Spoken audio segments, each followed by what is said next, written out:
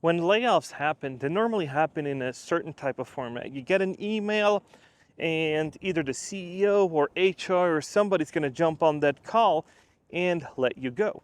And there's different amount of craziness in the workplace when they just sent you a FedEx label where you're just going to have to send your laptop in and you didn't even notice, or they just revoke your badge access when you're at the building. This all happened, and you can look up on other social media platforms how they actually do it.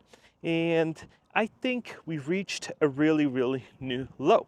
And what is that low? It is when you're going to get fired on a group call and you actually are getting fired by a chatbot.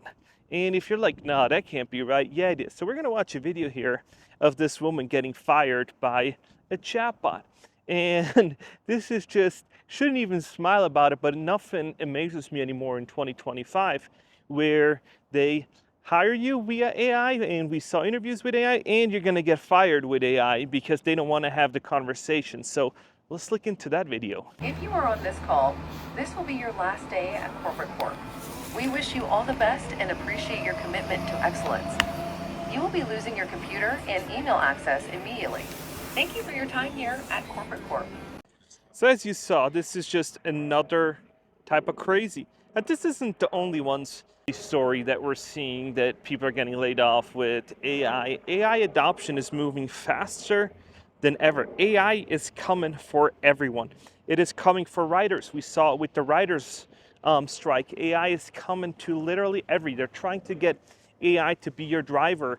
We're seeing these Amazon robo cars. We're seeing everything kind of be AI. Even if it isn't, they're going to label it as AI. It's like the hot new word of 2025.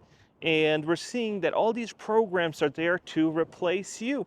And we're seeing that Microsoft basically said, you know what we're going to do? We're going to let go a whole bunch of people in the HR department, and we're going to replace them with AI.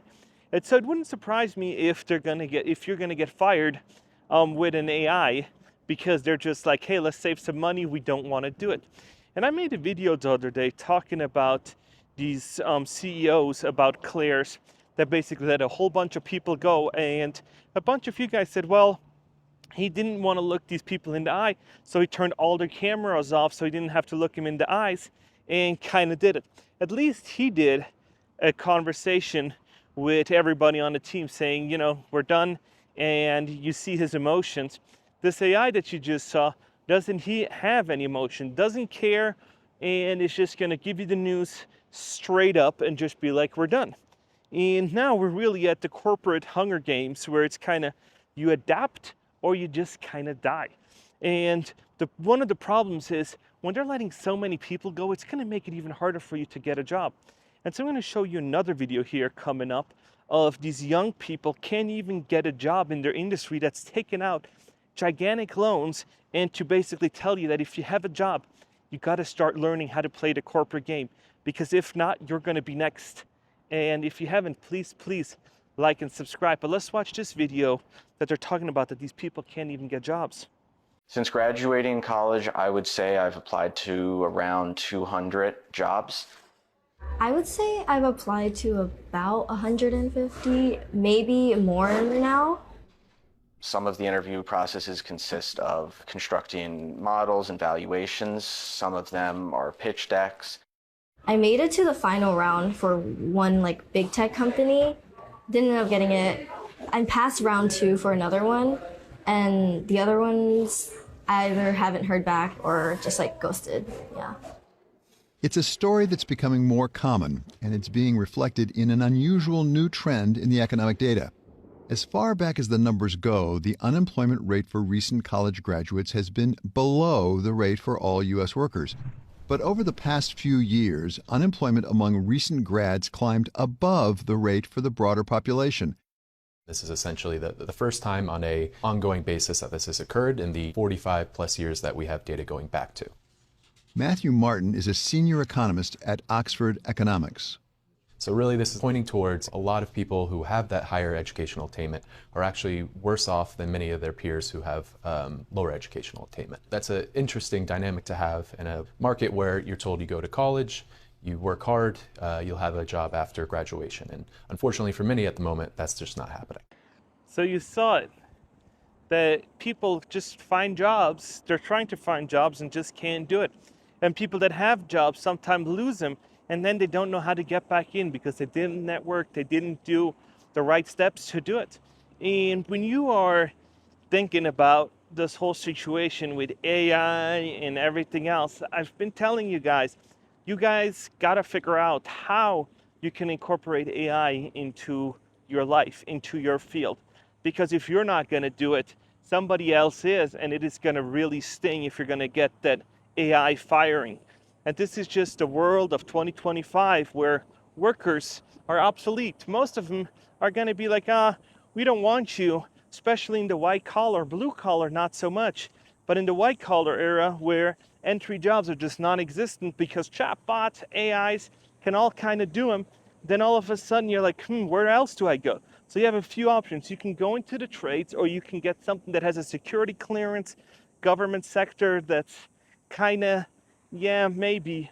But if you're going to get into the blue collar, and I have a bunch of you guys that always say, oh, blue collar this, and this is the way to go. When I worked blue collar, yeah, you're right. If you get fired, when I would have gotten fired in Switzerland in blue collar, and I did HVAC installations, and I ran teams, and I did all that, I did repairs, I did all kinds of stuff. And when you're looking at getting fired in blue collar, if you're really good at what you do, you can get fired on a Monday morning, and by Monday afternoon, you have a new company truck, and you're just going to be back on the road. But this doesn't just happen automatically. You got to show value. You got to network. You got to do the same stuff as just you would if you're white collar. You got to network. You got to showcase your skills. You got to show excellence. And when I make my videos, I'm always telling you guys, you got to try to portray your value to your future employers, even if they might never be your future employer. But if you meet somebody, you always try to network, trying to not be too pushy, but always say, hey, who are you? What do you do? Maybe we can collaborate, or maybe I'm just going to connect with you on LinkedIn and showcase some of my work or something else. Because once you do get a certification like HVAC or something else, and you're hanging out in Vegas or something, and all of a sudden you say, I'm an HVAC installer and something else, and then you're like, oh, I hire people like that all the time. Oh man, yeah, no, I have a pretty good. Who are you working for? Oh, I'm working for Johnny. And oh yeah, I know Johnny. Who are you working for? I work for Jim. Oh yeah, those are great guys. Hey, if you ever need a job or something else, we're always looking for good installers, because in the trades, if you do good workmanship, I think you can always find a gig. But you got to be good at what you do. And I think these white collar jobs have just been crazy amounts of money, crazy amounts of, oh, you can work from home, you can do all this kind of stuff. And this is what Elon Musk has been talking about forever. Why is it fair for these people to work remote when some of these guys have to go back into the office and not do it? I kind of can see it, but I'd be a fan if I could work from home all the time. And if you can't do that, then it's like, ooh, you gotta worry about it, and you gotta see, ooh, am I gonna get replaced with a chatbot? Or are they gonna ship my job overseas? They can do all that stuff. And you're seeing Microsoft now 3 days back to the office. Because why? They're spending so many billions of dollars on rent. And it's not just that they're spending that on rent. It's that these companies are owned by Vanguard, State Street, all these other ones. And some of their holdings are in commercial real estate. And guess who's renting that commercial real estate? Microsoft and all these other ones. So it's not necessarily that Microsoft cares if you work remote or if you work in the office. No, they got to pay that lease. And these board members are from other investment companies that say, hey, we don't want you to give up those leases. And so then you're like, okay, as a CEO, you don't care because you and your executive team can work from wherever. That means that you're going to force all your worker bees back into the office. And some of them moved to Florida, Cape Coral, Austin, Miami. They moved to the southern states where housing was affordable, housing was cheap. And all of a sudden now we're seeing Lakeland. We're seeing all these places having an exodus of people. Why? Because you got to go back to the office. Why not live on a $100,000, $150,000, $200,000 tech salary from the Bay Area in a southern state like Louisiana, like Florida, like Texas? All of a sudden you're like, holy smokes, I'm killing it. I'm making so much money. I got all this extra cash laying around, so why not do it? And all of a sudden your local economy doesn't have these high value tech jobs, and now they're saying you need to come back to the office or get fired. And now you're accustomed to that high-end income, your high-end job, and all of a sudden it's like, no, no, no, we got to come back or get handed the pink slip. And these people that just graduated college with degrees, fancy degrees, hundreds of thousands of dollars in student loan debt, they're going to be paying those back 8, 9, 10 years. And if they're ever going to pay it back, because they might get dukes into, let me just go on an income-based repayment plan and kind of do all this. And basically what's going to happen is you're going to pay those back. New president comes in, changes it all up. Then the next president's going to come in and reshuffles everything again. And it's going to be a shit cookie where they're constantly going to blend it up and add more hurdles to it, do more stuff to it, and then keep blending it up.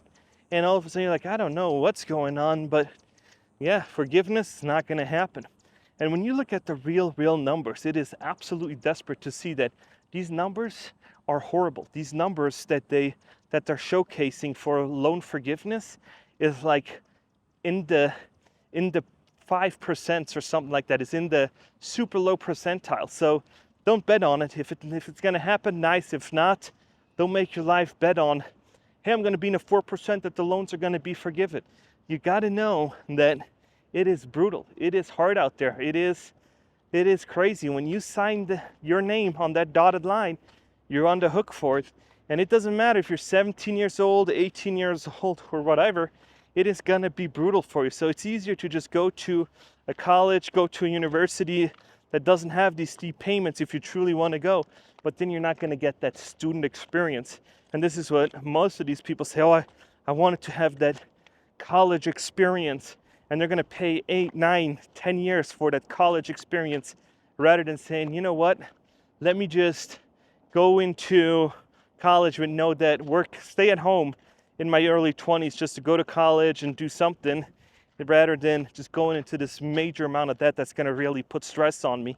Because even though you can call your loan provider up and say, hey, let's pause this, I can't find a job, or I'm unemployed for 8, 9 months, what is now common, you can then say, hey, I'm just tapped out, pause it real quick, and interest isn't going to accrue. But if you're not one of these people and you don't have any student loans, you can then have a little lightness in you, and you can say, you know what, if it's going to take me another month more, at least interest isn't accruing at a rapid rate.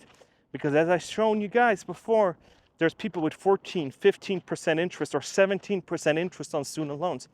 And it is crazy. Is it morally ethical? No, but you're dealing with banks, right?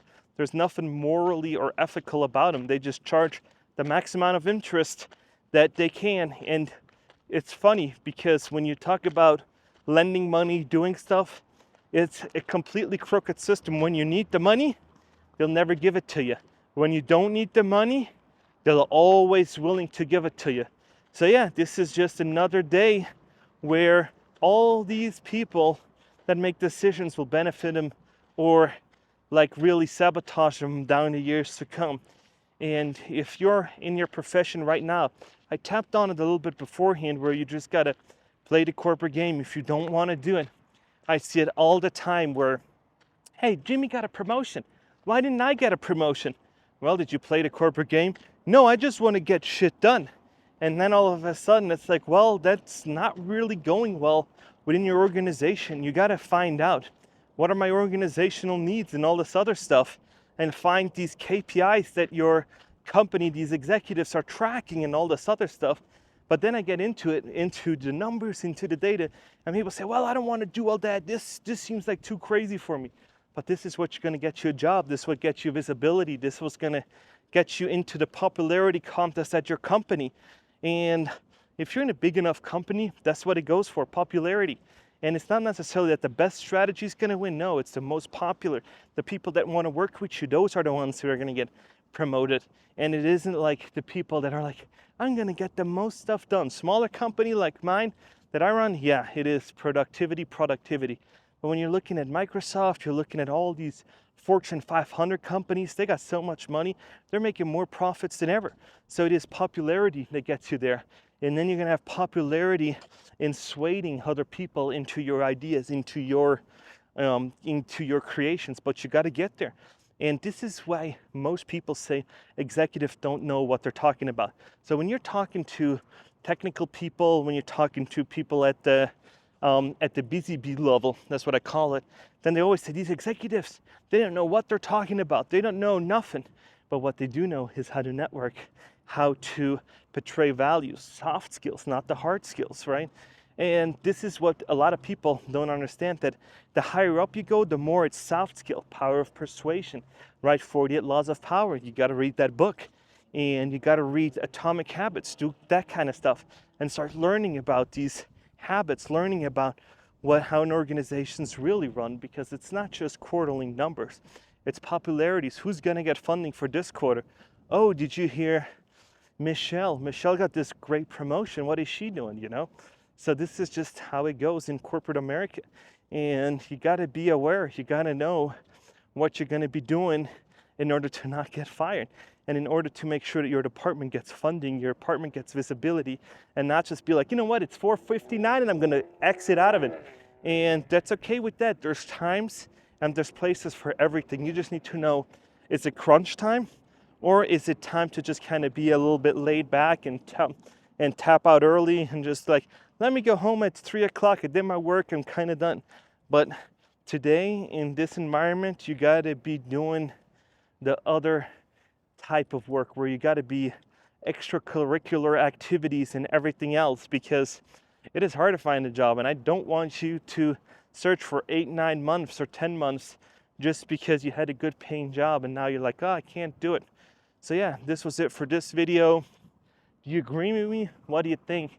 Back in Las Vegas, man, I was busy. I couldn't do pretty good videos in the last few days. I've been doing construction at my rental properties, at my land. I'll take you on a tour next time I'm over there. I'll take my cameras and I'll tell you what we guys have been up to. Because you're always like, oh, you're just doing YouTube. No, this is my hobby that pays me. And so I'll take you guys next time. So I appreciate it. And if you haven't, please like and subscribe. I can't stress this enough. So when I do upload, you guys get to see my video. And thank you so much for tuning in. And I'll see you guys in the next one.